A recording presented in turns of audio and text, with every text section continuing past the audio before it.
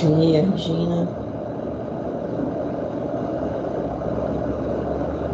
Bom, vou projetar a nossa tela aqui. Vocês falam para mim se dão um retorno, se estão visualizando. Isso. Estamos vendo, sim. Ok, obrigada, viu? Bom, pessoal, bom dia a todos aí que estão chegando. Ainda só tem 7 alunos, mas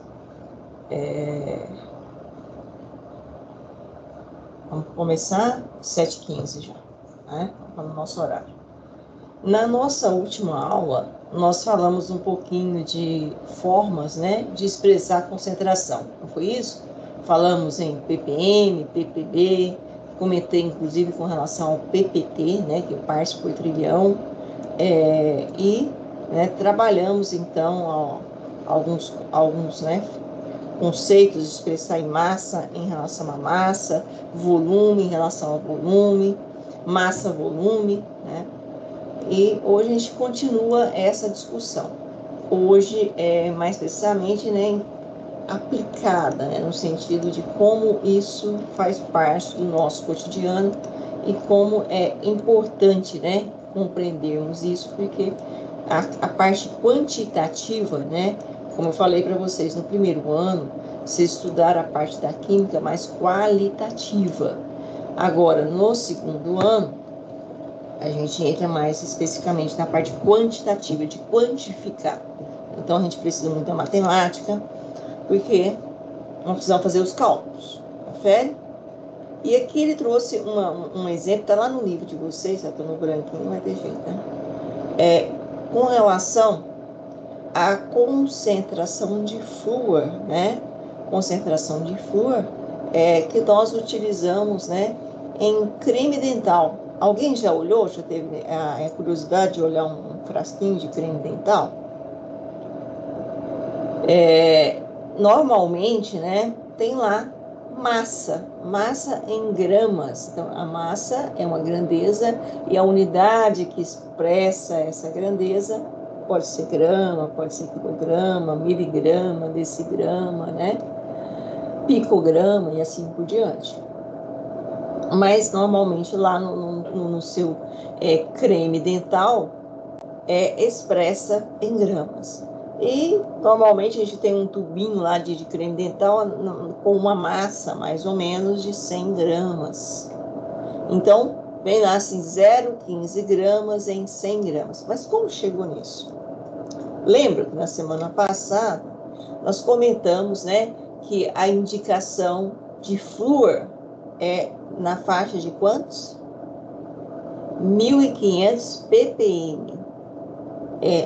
Legislação, né, que procede com relação à indicação de flúor nesse tipo, né, de produto final, que no caso, né, é o creme dental. 1.500 ppm. O que significa isso, pessoal? 1.500 ppm.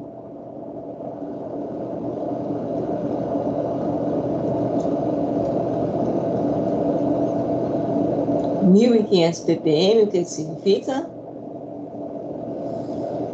Bom dia, bom dia. 1.500 partes por milhão.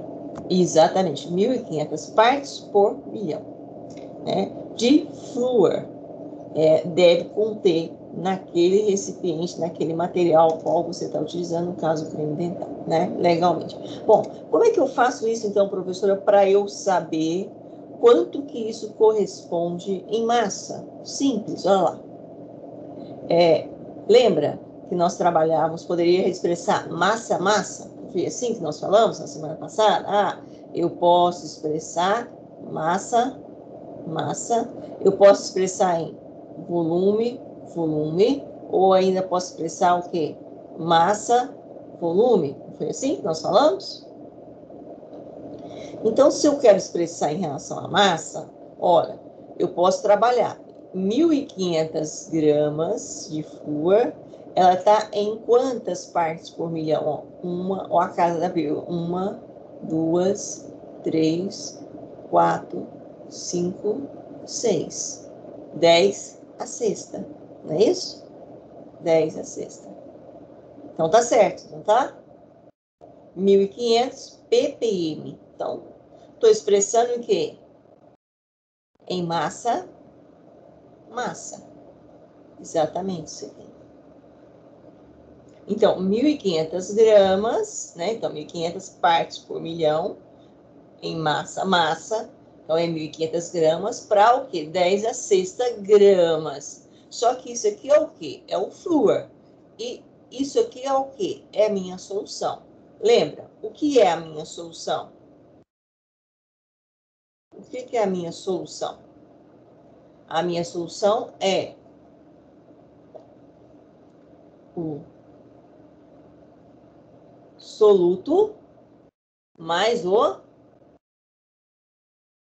solvente.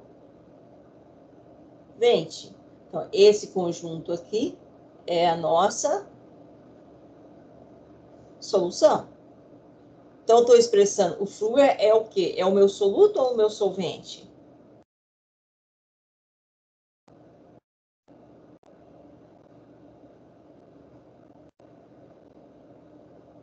Bom dia, bom dia. O flúor é meu soluto em relação à minha solução. Tá claro isso? Ok? Isso é importante. Então, eu tenho 1.500 gramas de flúor, que é o meu soluto, em 10 a sexta gramas de solução. Aquele frasquinho lá que você compra, aquele tubinho, né, aquela bisnaguinha, melhor dizendo, que chama de recipiente, normalmente pode ser, vão pensar ele de 100 gramas. Ele é o quê? É a minha solução. Então, uma regrinha de 3, solução tem que estar embaixo de solução. Então, ele é de 100 gramas, a massa dele? 100 gramas. Nesses 100 gramas que eu tenho, quanto de flúor eu tenho? X. X. E aí, logicamente, eu vou resolver minha regra de 3 simples, né? Multiplicar 1.500 gramas por 100 gramas e dividir por 10 a sexta. Se vocês fizerem essa continha aí, é para dar esse valor. Qual? 0,15 gramas de flúor. O que significa isso, professor? Significa que naquele frasco lá, em 100 gramas, no total de 100 gramas, quanto é de flúor? 0,15. Então, eu tenho 0,15 gramas de flúor em 100 gramas de... Estou escrevendo, ficou ruim, né? Vou apagar isso, não dá não. Em 100 gramas de quê? De creme dental, que é a minha solução. Naquela bisnainha. 0,15 de flúor em 100 gramas de solução. Se eu for colocar isso em porcentagem, não está em 100? Então é o quê? Isso aqui eu posso representar como 0,15%. Então, depois que terminar a aula, vocês vão lá, pegam o creme dental de vocês e conferem. Façam o cálculo. Se ele, normalmente eles dão em porcentagem, façam invertido para você descobrir qual é a massa de flúor que você tem a cada bisnaguinha daquela. Tá claro isso, pessoal, ou não? Tá, sim. Tá sim? Então, deixa eu só ampliar aqui um pouquinho. Eu vou pedir alguém para ler aqui para mim o texto, para a gente fechar aí. Agora eu risquei lá, acabou. Vamos lá. Quem consegue ler para mim? Aqui, ó. Observe até relação. Quem pode ler para nós, por favor?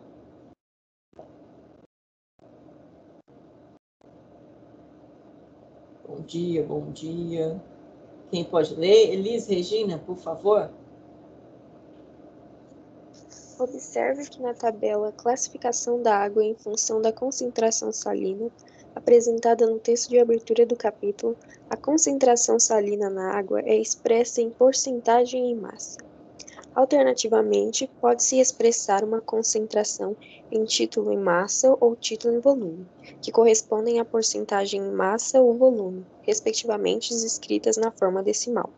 Acompanhe no quadro a seguir alguns exemplos que mostram essa relação. Certo? Então, isso quando eu falo, né, quando eu expressei que 0,15% em massa, massa a massa, como eu falei aqui anteriormente, é uma forma de expressar a concentração. É uma unidade que eu utilizo para expressar a concentração, que ela é chamada título, que pode ser em massa ou pode ser em volume. Então, como eu falei, eu posso trabalhar, né? Massa, ou eu ainda posso trabalhar o quê? Volume. Então, são formas de expressar a concentração. Tá ok? Tá claro isso? Tranquilo? Bom, depois de ter, então, essa é uma forma de expressar em porcentagem, que é chamada de título. Nós podemos expressar a concentração também, né, em outras formas. E uma delas, a mais utilizada, são essas aqui, essas duas formas, que é em gramas por litro ou em quantidade de matéria. O que é quantidade de matéria mesmo, colegas? Vocês se lembram? O que é quantidade de matéria?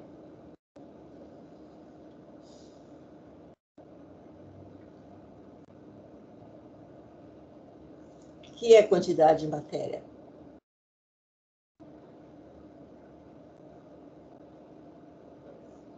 Mol. Não é? Ou escreve assim, é melhor. Mol. Lembram disso? Mol. Que nós começamos quando começamos as aulas na sequência do professor Elias, a gente começou falando sobre isso, então é importantíssimo aqui lá. E aí vamos pegar aqui um exemplo, um rótulo de uma garrafa de água mineral, que nós já até comentamos, questão da mineralização, da água mineral, papapá, né? E, a água mineral é um negócio interessante da gente olhar o rótulo, viu? Depois vocês comecem a pegar um rótulo de garrafa de água mineral, porque tem muitas informações interessantes. E vamos ver, então, as concentrações das espécies químicas presentes nessa água. Então, como eu falei, uma das formas de expressar, muito importante, é essa aqui, gramas por litro. Gramas por litro. O que é gramas por litro? Nada mais é do que gramas do soluto por litro da solução. Então, eu estou expressando a concentração, ó, se eu falar gramas por litro. Se eu falar assim, uma amostra de água mineral tem 10 gramas de selênio por litro. O que significa isso? Que cada litro de água mineral, que é então a nossa o quê? A água mineral é o quê? É a nossa solução, que é o quê? O soluto mais o solvente. Em cada em cada litro dessa nossa solução, nós temos 10 gramas do elemento químico selênio. Estou chutando aqui, que é muito alto, não é assim não. Senão ia matar, né? Mas enfim, e isso, então, quem é o selênio? O selênio é o quê? É o nosso soluto. Então, é uma forma de expressar soluto, certo? Soluto em o quê? Solução. Né? O soluto vai estar expresso em quê? Gramas. A unidade que expressa essa grandeza é gramas. E a solução vai estar expressa em quê?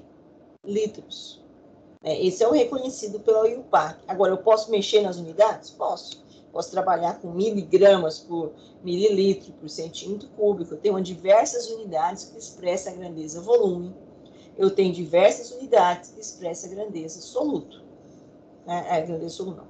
A grandeza volume e a grandeza massa. Agora, soluto é a massa, né, dentro dessa solução, e a solução é o soluto mais o solvente expresso em massa. Em volume. Nossa, estou trocando tudo hoje. Nossa, vamos lá. Bom, e como chama isso, professora? Gramas por litro é uma forma de expressar soluto em solução? Mas como que eu dou um nome a isso? Isso chama concentração comum. Então, se eu pegar um exercício e falar, calcula a concentração comum de tatarará, o que significa isso? Que eu quero a relação entre a massa do soluto e o volume da solução. Certo? Ok? Tranquilo? Essa é uma das formas muito comuns de expressar concentração. A outra forma, muito importante, é essa aqui que eu estou destacando de vermelhinho. O que é essa, professora? Mol por litro. Mas o que é mol, professora? É quantidade de matéria. Né? Então, como que eu leio isso aqui? Mol por litro. O que significa mol por litro? Significa mol do soluto, opa, continua o soluto de novo, por litro da solução. Qual que é a diferença? Então, ó, mol por litro. Mol de quem? Soluto. Litro de quem? Solução. Aqui era o quê? Soluto, solução. Aqui continua também tendo o quê? Soluto, solução. Só que aqui eu estou expressando massa por volume. Aqui eu estou expressando o quê? Quantidade de matéria por volume. Então, eu posso expressar massa por volume, massa de soluto por volume de solução, ou eu posso expressar quantidade de matéria de soluto por volume da solução. São duas formas de expressar o quê? Concentração. Quando eu expresso em massa de soluto por volume da solução, estou falando de concentração comum. Quando eu expresso mol de soluto por volume da solução, eu estou falando em concentração em quantidade de matéria. Qual é a mais utilizada na química? Esta última. Por quê? Porque quando eu estou trabalhando na química, eu trabalho com o quê? Com quantidade de matéria. Uma vez que a massa é algo ainda muito improvável, né? Eu tenho que fazer todas aquelas conversões que eu mostrei para vocês. Padronizadas, né? Aqueles padrões de 1/12, o carbono 12, que onde representa uma unidade de massa atômica e que aí foi feito, né? É a questão de você experimentalmente determinar, né, o número de a constante de Avogadro, que foi determinada, né, por Avogadro. E aí eu mostrei, uma das formas é pela eletrólise. Ok, pessoal? Tudo bem? Tranquilo até aqui? Tranquilo. Então, por exemplo, né, eu vou pedir a nossa amiga, deixa eu ver se eu aumentar um pouquinho aqui. Vou aumentar. Tá ruim? Não, né? Acho que não. Agora ficou, né? Ficou tudo bagunçado, mas eu vou pedir pra você começar lendo aqui. Eu vou ter que colocar mais espaço aqui. Ó, para expressar e até aqui, ó. Consegue?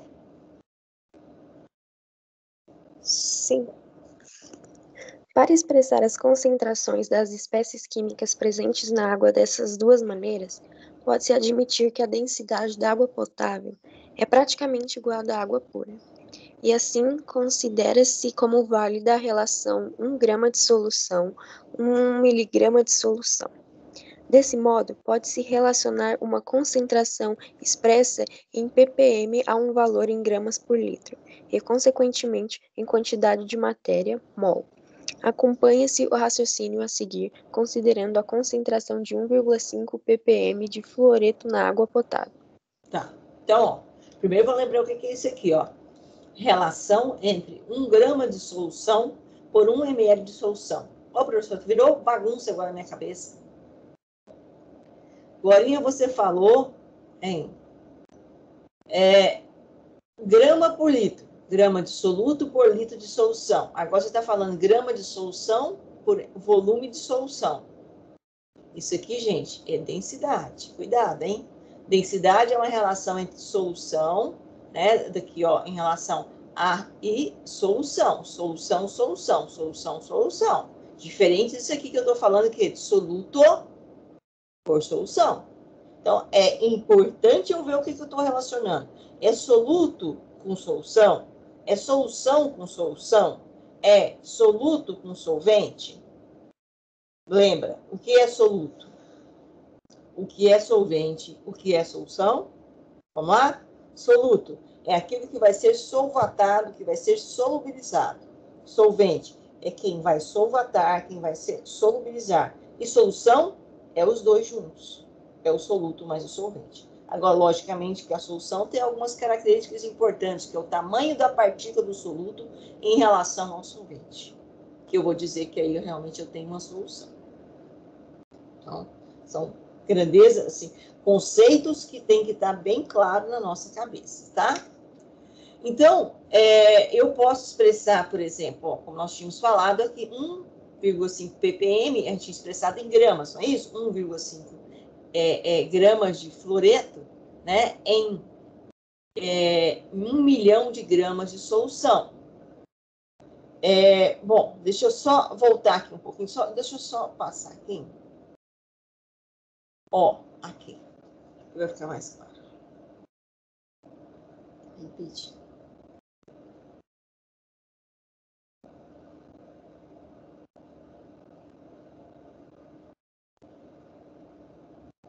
Dá para visualizar aqui?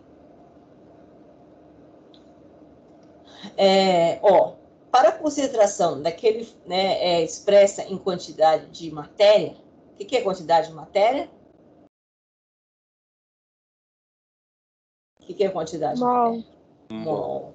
Mol por litro, né? Mol do soluto por litro da solução. Considera a massa molar do flúor, ó, 19 gramas por mol.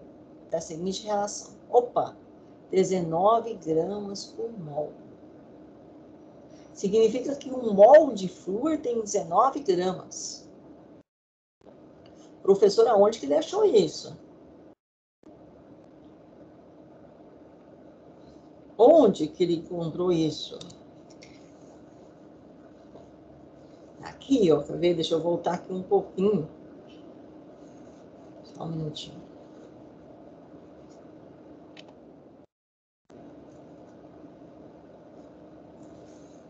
Só um minutinho. Tirando aqui.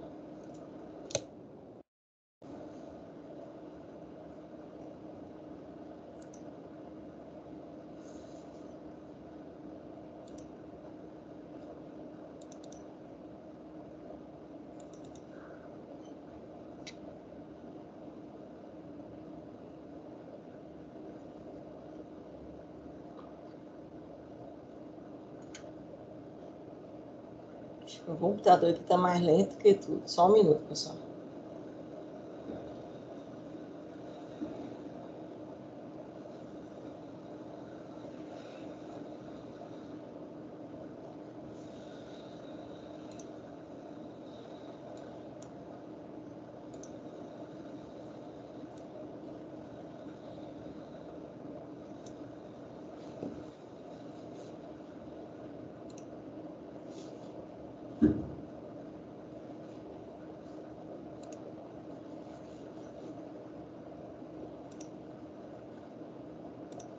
Consegue visualizar aí?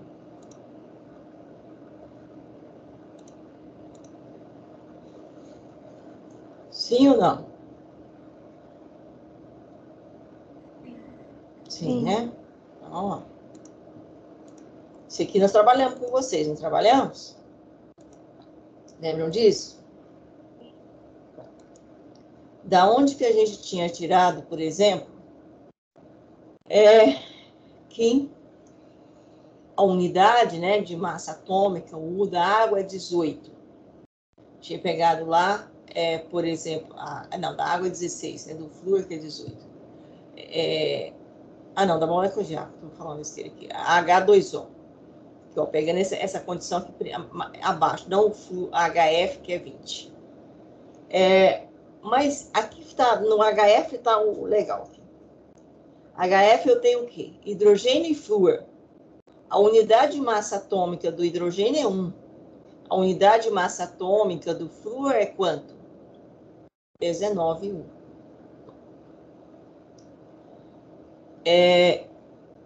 Eu pego, então, a unidade de massa atômica do flúor, multiplico pela quantidade de átomos de flúor que eu tenho na molécula, pego a unidade de massa atômica do flúor e multiplico pelo flúor, hidrogênio e flúor, né? E somo uma unidade de massa atômica mais 19, vou ter 20. 20 unidades. 20 unidades. Fazendo a correlação com aquela constante de Avogadro, que é o quê? Esse valor aqui, né? Tá aqui.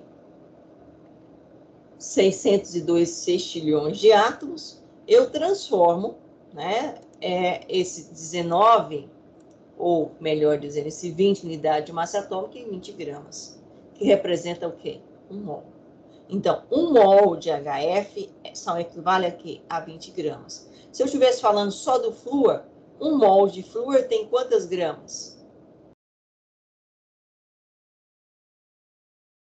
1 mol de flúor tem quantas gramas, pessoal? 19? 19 gramas. Por quê? Porque eu estou transformando a unidade de massa atômica, que é algo muito pequeno, em o quê? Em algo muito grande, multiplicando por um valor exorbitante para chegar num valor palpável. Foi isso aqui que nós mostramos lá naquele artigo de eletrólise. Então, ó, 4 unidades de massa atômica vezes, né, esse valor 602 sextilhões, que é o número de Avogadro, eu chego na relação que é o quê? 4 gramas. Então, 1 mol dessa substância tem 4 gramas. No caso, da substância é o hélio, né?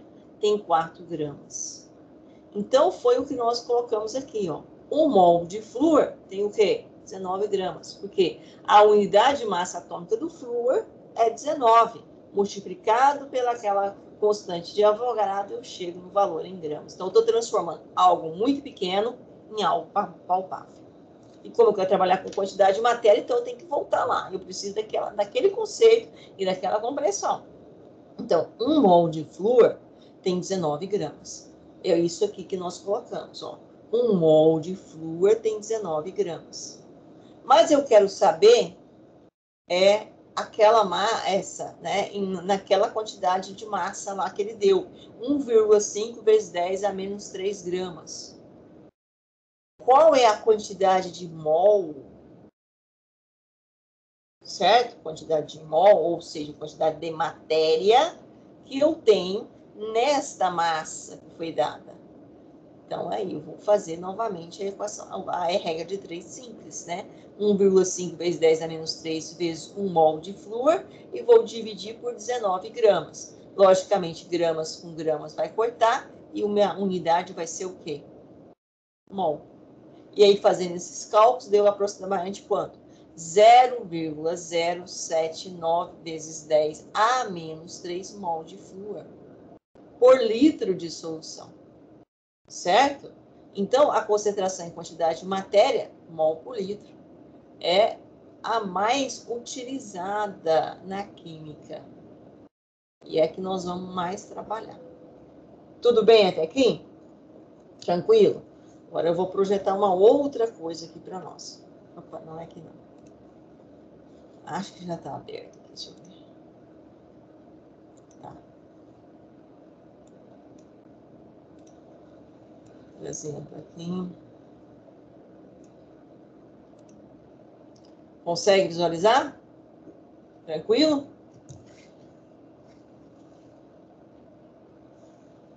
Sim. 5? Sim. Então, ó, a importância do preparo correto das soluções. Então, aqui nós vamos falar, né, do preparo correto das soluções. Eita, nada. Não quero mais não. Nós vamos estar trabalhando, então, as unidades que expressam a concentração, que é extremamente importante.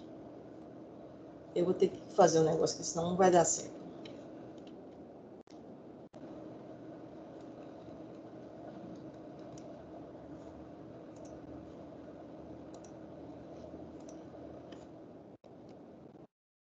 Prefiro assim.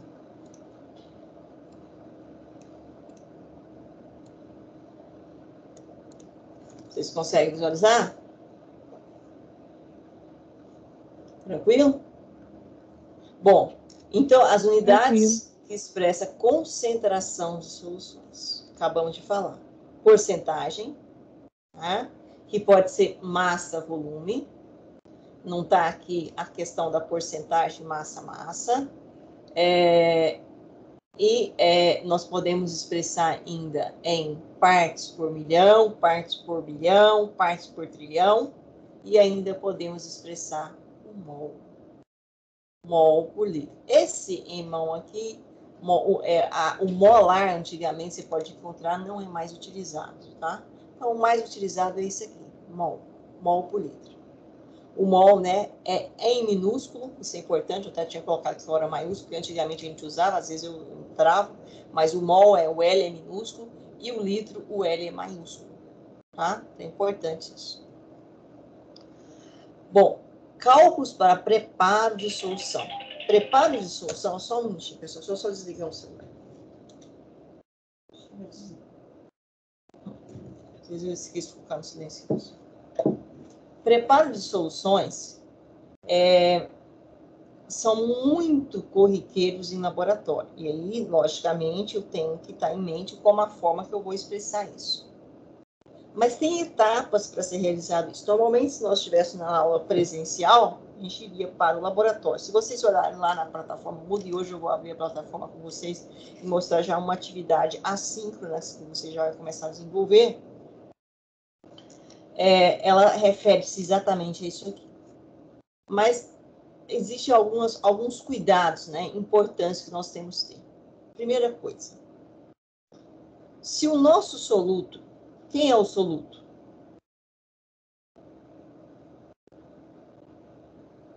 Quem é o soluto?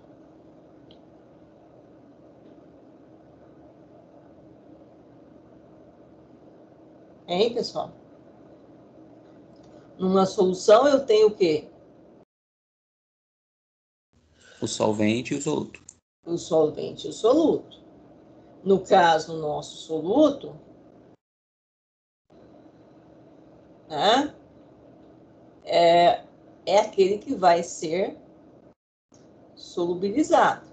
Isso aqui junto também é a solução. Agora, se eu vou ter que medir a massa desse soluto. Não vou ter que medir a massa desse soluto? Normalmente, o que a gente utiliza para medir massa? Ou medir o volume? Massa ou volume. Se ele tiver sólido, eu vou medir a massa. Se ele tiver líquido, eu vou tentar medir o volume.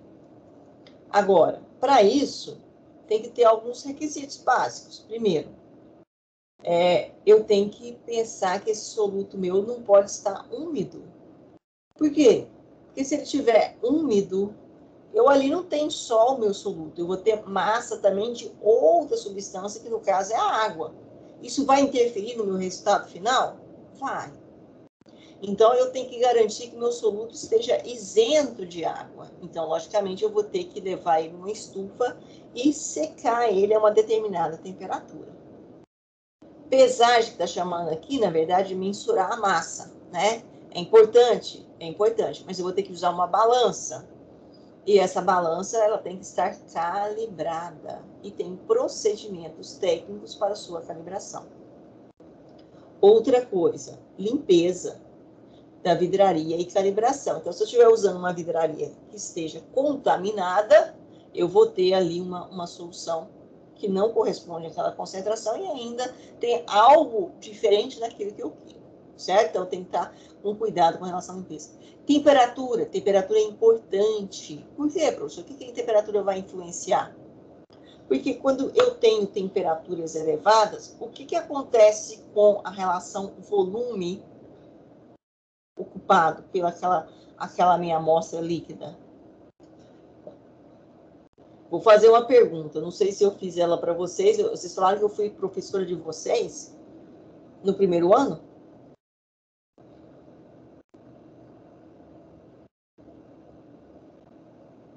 Sim. Então, eu devo ter falado isso para vocês. Quando vocês vão abastecer o carro, sua mãe, seu pai vai abastecer o carro, qual que é o melhor horário para ele abastecer o carro? É um momento que o sol está bem quente, aquele calorão de 40 graus, ou quando dá a temperatura de 16, 17 graus?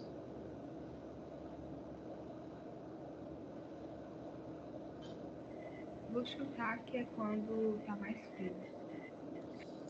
Mas não podia chutar não, porque eu expliquei isso. Não, você vai fazer igual um colega meu que estava na faculdade, aí o professor falava assim, isso aqui você estudou no ensino médio. Ele falava assim, esse dia eu faltei a aula.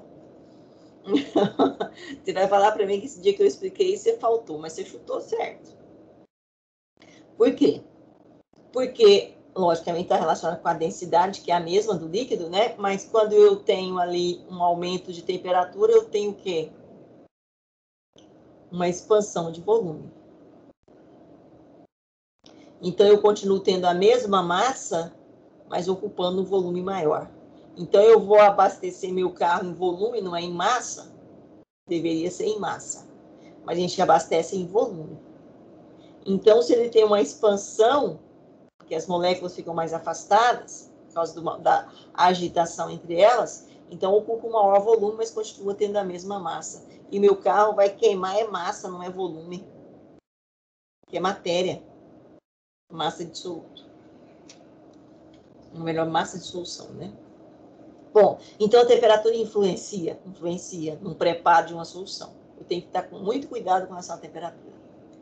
E ainda existe uma outra procedimento que a gente chama padronização de solução. O que é isso, professor?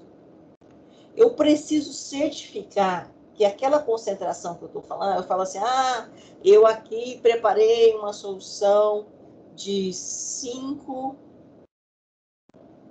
mol por litro de NaOH. NaOH é o quê? O maior componente da soda cáustica, hidróxido de sódio. E eu estou falando que essa solução que eu preparei, ela é 5 mol por litro. Mas será que ela é 5 mol por litro mesmo?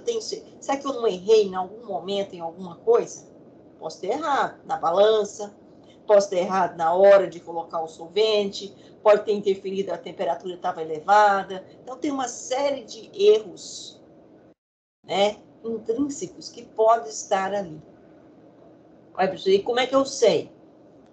Quando eu vou para essa etapa aqui. Padronização. Vou explicar como funciona. E, logicamente, vou falar também o que são padrões primários. Padrões primários são as substâncias que servem para nós tirarmos a prova dos DOF. Lá na matemática não tem a prova para você ver se você errou na conta ou se você acertou? Aqui nós também temos a prova. Se eu errei no preparo da solução, se eu acertei. E quem vai nos dar essa informação é esse cara aqui, ó, que é o padrão primário. E aí depois eu vou falar algumas características dessas substâncias importantíssimas do padrão primário. Existem, então, algumas técnicas, né, metodológicas dentro do laboratório que nós utilizamos para padronizar. E elas são chamadas, né, de volumetria ou titrimetria. Então, é aqui que nós vamos verificar, né, fazendo esse procedimento com o padrão primário. E aí eu preciso trabalhar algumas características das substâncias que são extremamente importantes, né? Nós temos grupos de ácido, grupo de bases, temos substâncias que determinadas concentrações e condições vão formar precipitados, temos substâncias que vão formar complexos, temos substâncias que vão sofrer oxirredução. Então, isso vai interferir, né? E vai ditar para nós qual é a técnica metodológica, melhor, a metodologia que eu vou utilizar para padronizar as minhas soluções que eu preparei. Então, depois de preparar a minha solução, e agora eu vou falar do procedimento de preparo, eu ainda tenho uma segunda etapa, que é a padronização dessa solução. E aí depende qual é o grupo que pertence a essa minha solução, para eu definir um mecanismo de padronização. Entre os grupos que nós temos são esses: ácido base, precipitação, complexação e oxirredução. A nível de ensino médio, nós trabalhamos basicamente esse aqui, que é o explorado pelo Enem.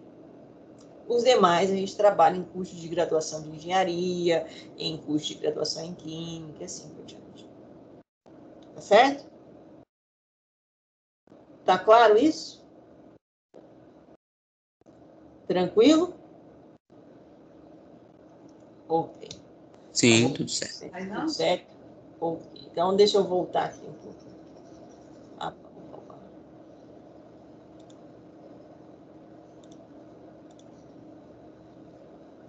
Eu já voltei no slide. Vamos ver se ele vai rodar aqui.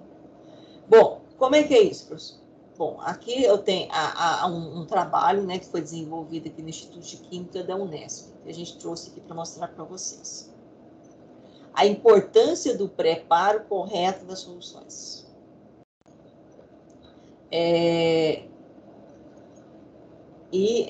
Como fazer isso, né, de forma correta. Então, a gente tem algumas vidrarias importantes, que eu vou aqui copiar ela, para mostrar para vocês. Você imagina, né, um cara da área, por exemplo, de saúde, que vá preparar uma determinada medicamento, então é uma solução, que tem que atender essas necessidades. Então, tem que estar tudo dentro, né, dessas condições. Então, para eu preparar uma solução, primeiro passo, eu tenho que ter essa vidraria aqui, ó. Alguém sabe como é que chama essa vidraria aí?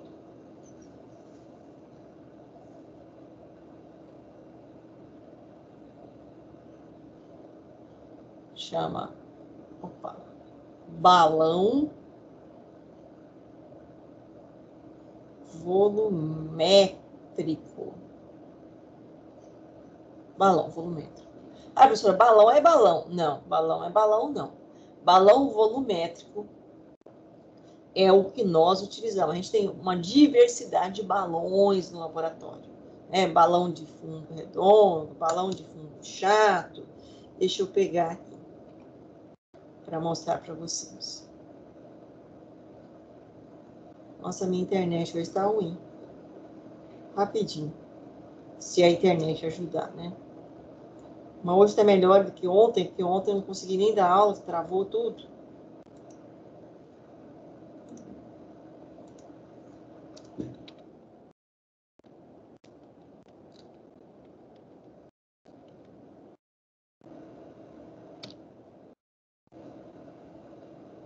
Ai, meu Deus do céu. Balões.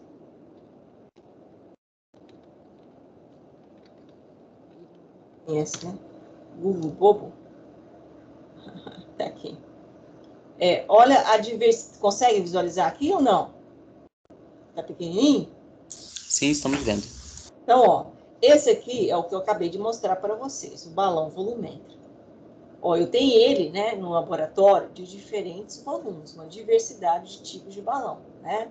Balão de 5 ml, balão de 10 ml, balão de 20 ml, balão de 50, ok, esse aqui é de 100, 200, tá vendo? 250, 500 e assim por diante.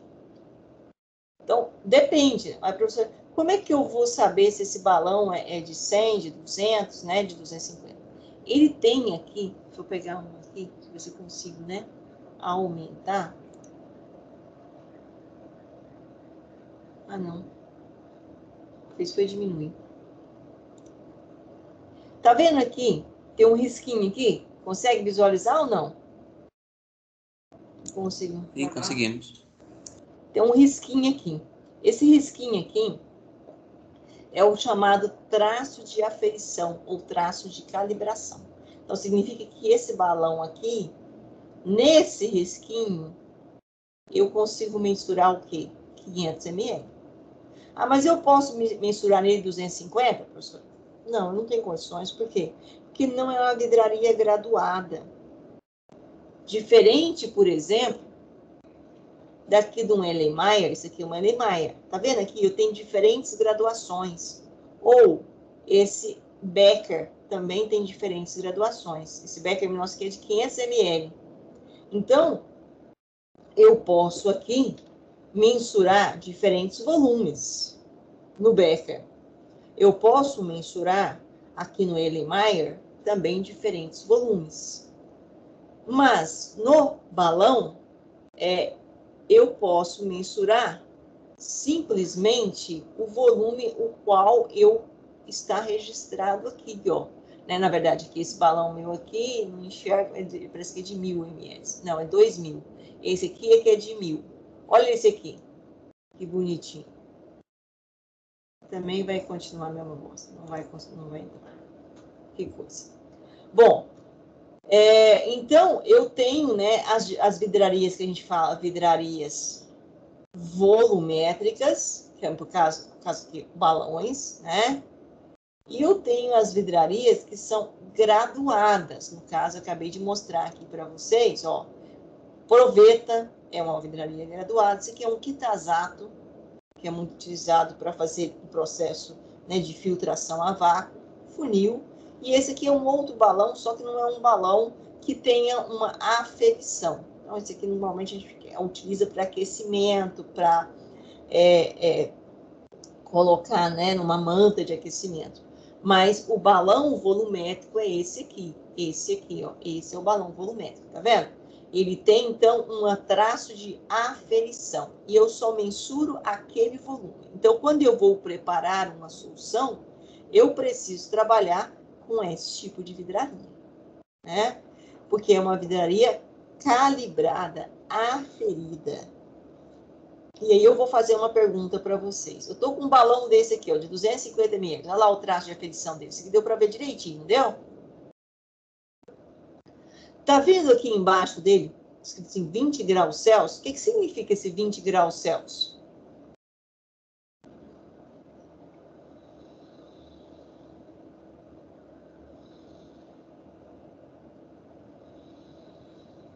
Hein, pessoal? O que significa esse 20 graus Celsius? Significa que esse balão nosso, ele foi aferido para 250 ml a uma temperatura de quanto? 20 graus Celsius. Olha, professor, então eu posso colocar a minha solução aqui dentro a 40 graus Celsius? Não posso. Aí, professor, eu posso colocar a minha solução aqui dentro a 5 graus Celsius? Eu tenho que colocar a minha solução aqui dentro a que temperatura? 20 graus Celsius. Certo? Então, lembra que eu coloquei lá para vocês temperatura? Então, eu tenho que estar atento a isso. Por quê? O que vai acontecer com a temperatura, professor? Vai acontecer que se tem um aumento de temperatura, eu tenho o quê? Uma expansão de volume. E aí, a quantidade de matéria que eu estou calculando vai estar ocupando, vou ter uma menor quantidade de matéria ocupando esse determinado volume. Ah, e se eu estiver trabalhando com uma temperatura inferior, eu vou ter uma contração de volume. E aí a quantidade de matéria que eu vou ter é maior do que o esperado nesse determinado volume. Por isso eu tenho que sempre trabalhar com uma temperatura constante dentro do que foi calibrado o meu balão. Aí, professor, eu lavei o balão. E o procedimento de limpeza é assim, ó. Deixa eu contar para vocês. Vocês já lavaram o copo em casa que a mãe de vocês brigou com vocês? Que quando você lavou, aí na parte interior das bordas do copo ficou cheio de gotícula? Já aconteceu isso? E a mãe de vocês fez vocês voltar para lavar de novo o copo? E você olhava no copo e falava, mas gente, tá limpinho, mas que mulher chata essa minha mãe. Não é assim? Os meus aqui falam assim para mim. Mas, por quê? Porque aquelas gotículas significam o quê? Que nas paredes você tem o quê? Retenção de sujidades. Então, eu tenho que voltar lá e fazer a higienização e enxaguar no mínimo 3 vezes, que a gente fala em triplicata de água de torneira. E depois a gente tem que passar água destilada ou desionizada. E depois deixar secar. Aí, professor, eu posso colocar esse balão para secar na estufa? O que vocês acham? Coloco ele lá na estufa a 50 graus, pronto. 60 graus. Daqui a pouco eu vou lá e pego, ou a 100 graus, melhor, né? Aí eu vou evaporar toda a água ali, entrar, retirar toda a água. Tá correto? Posso fazer isso? O que os senhores acham? Chuta aí para nós, Raíssa. Não? Não, posso não. Sabe por quê? Hora que eu aumentar a temperatura desse balãozinho, o meu traço de aferição, eu vou ter uma dilatação da matéria. E, consequentemente, hora que ela resfriar, ela não vai voltar para o mesmo ponto. Então, esse tracinho aqui, ó, vai embora. Ou seja, eu vou perder a minha aferição. Então, essa vidraria, ela passou por diversos laboratórios, onde reafirmaram que esse tracinho de 250 ml é aqui. Certo? Então, eu não posso, em hipótese alguma, aquecer uma vidraria dessa. Então, ó, duas coisas importantes. Vidrarias volumétricas são aquelas calibradas, aferidas para um determinado volume. E são vidrarias que eu não posso aquecer e nem colocar uma solução na temperatura superior àquela a qual a minha vidraria foi aferida. E tão menos também colocar uma solução a uma temperatura inferior, nem superior, nem inferior à qual a minha vidraria foi calibrada, aferida. Então, tem que estar atento a isso aqui, ó. Temperatura, traço de aferição. Então, esse aqui é o balão que nós vamos utilizar para preparar uma solução e expressar ela em gramas por litro, que é a concentração comum, ou expressar ela em mol por litro, que é a concentração em quantidade de matéria, que é a mais utilizada no laboratório. Você vai ouvir muitas falar assim, eu preparei uma solução de HCl na concentração de 0,1 mol por litro. O que significa isso, professor? Significa que a cada litro da solução eu tenho 0,1 mol de HCl. Ok? Tranquilo? Tá claro o que é uma vidraria graduada e o que é uma vidraria volumétrica? Então, essa aqui é uma vidraria volumétrica. Essas aqui, esse aqui dá para ver bem, né? São vidrarias volumétricas. E nós temos também, né, vidrarias graduadas. Por exemplo, esse cara aqui, uma vidraria graduada, que é uma Erlenmeyer, tá? Isso aqui, provetas, são vidrarias graduadas. Deixa eu pegar uma outra aqui, né? Acho que aqui não tá tendo mais. Aqui não tem mais. Mas graduada, ó, tá vendo? Eu meço, né? Eu consigo mensurar diferentes volumes. 10, 20, 30, 40, e ainda de 30, 40 tem 10 divisões de 1 a 1, até 100 ml. No balão, não. No balão, eu só consigo mensurar o quê? Aquele volume respectivo. Tá ok?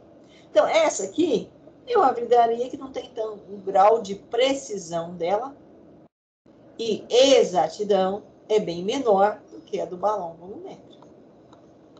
Tá? Então, quando eu vou preparar solução, eu jamais vou preparar uma solução numa proveta. Eu vou preparar uma solução num balão volumétrico. Eu jamais vou preparar uma solução num Erlenmeyer ou num Becker. Eu vou usar um balão volumétrico. Ok, pessoal? Aqui são diferentes tipos de vidrarias, né? Isso aqui eu vou colocar depois lá na plataforma Moodle para vocês, tá? Né? Para vocês saberem os nomes das vidrarias, mas não decorar, só ter, né, o conhecimento. Então, isso a gente vai disponibilizar para vocês depois lá. Tranquilo? Então, esse é um balão volumétrico, esse é um becker, né? E isso aqui é a gente chama um recipiente para guardar água, chamado de pisceta. Tá ok? Tranquilo? Aonde nós vamos aqui preparar uma solução.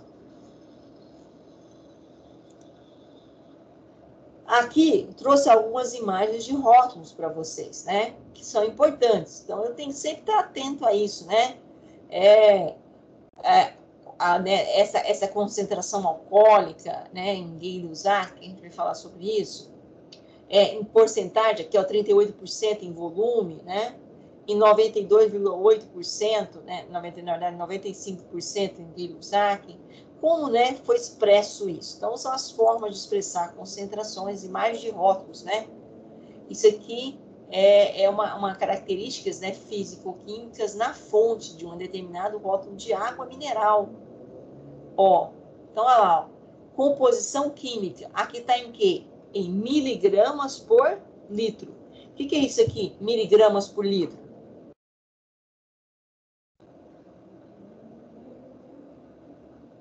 O que seria miligramas por litro? Hein, pessoal? Concentração comum. Nós não falamos que eu posso expressar em gramas por litro, que é a mais comum, mas miligramas não é uma unidade que expressa a grandeza massa? É. Então, eu posso expressar em miligrama, decigrama, centigrama, picograma, né? Então, ó, bicarbonato, 208,22 miligramas de carbonato em cada litro da minha solução de água mineral. Fluoreto, cálcio, magnésio, sódio, sulfato, lítio. Lítio é o cara, hein? Quanto que eu tenho de lítio? 0,057.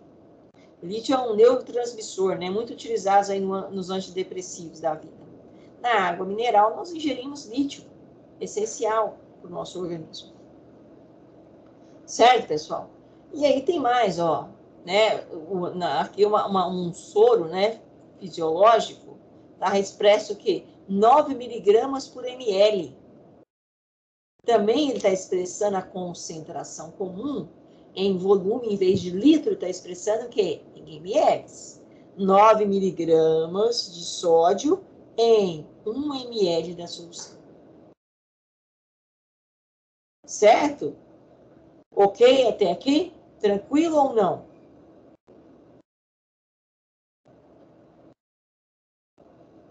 Vou só explicar esse exemplo aqui, e aí a gente para. Aí eu já vou lá na plataforma Moodle mostrar um negócio para vocês. Ó, cálculos para o preparo de soluções, né? Como nós tínhamos falado. Preparar meio litro de sulfato de alumínio. Sulfato de alumínio é o quê? Isso aqui a gente vai fazer com mais detalhes. Só estou mostrando o cálculo geral. 5 gramas por litro. 5 gramas por litro. Sulfato de alumínio é um sal, né? Sulfato de alumínio, nossa, apertando uma dentro. É um sal. Então, eu vou só traduzir o que está escrito aqui, ó. 5 gramas por litro. 5 gramas por litro. Eu quero preparar meio litro. Eu vou preparar 1 litro? Não, vou preparar meio litro. Como é que eu faço isso? Em meio litro, qual que vai ser a massa? A metade. 2,5 gramas. Tranquilo, não é? Próxima aula, a gente continua aqui trabalhando a parte de cálcio. Deixa eu só entrar lá na plataforma agora.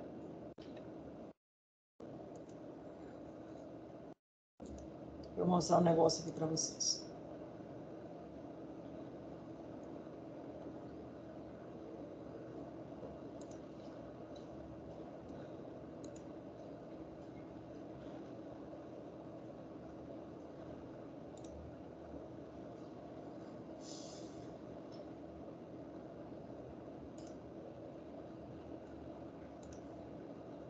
Essa é a turma de vocês. Turma de vocês.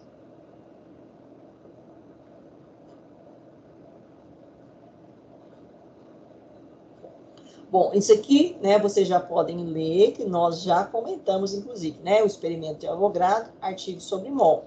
Isso já foi comentado na aula 5, né? Esse também é um vídeo referente ao processo de tratamento de água. Nós também já... Vocês estão visualizando, pessoal? Sim. Estamos sim, professor. E aqui é uma resolução, né? Ó. Vai abrir.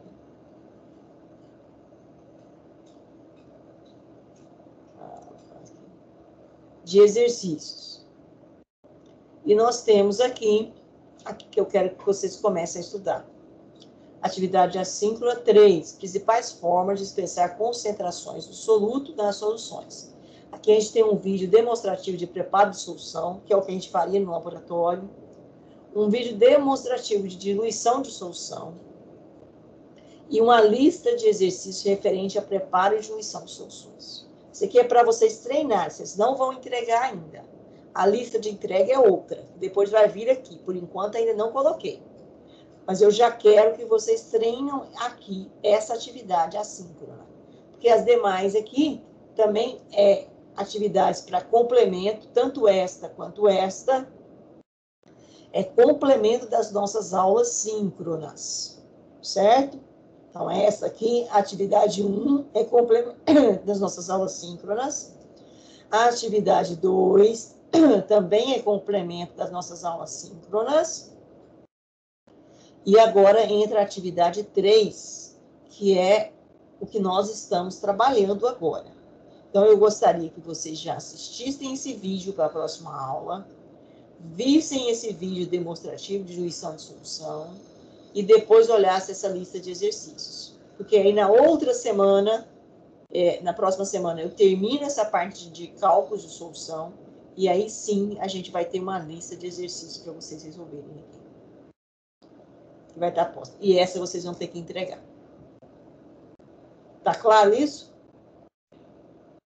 E logo em seguida a gente vai ter aqui uma orientação que eu vou, né, mudar as datas, horários e tudo mais, mas que vai vir dentro dessa aba aqui, e logicamente também primeiro bimestre, que vai ser 2021, da avaliação. Então, próxima semana, uma lista de exercícios que vai estar por aqui, e na outra semana, a avaliação. Ok? Tranquilo? Posso baixar aqui a nossa lista de presença. Posso parar a nossa gravação ou alguma dúvida?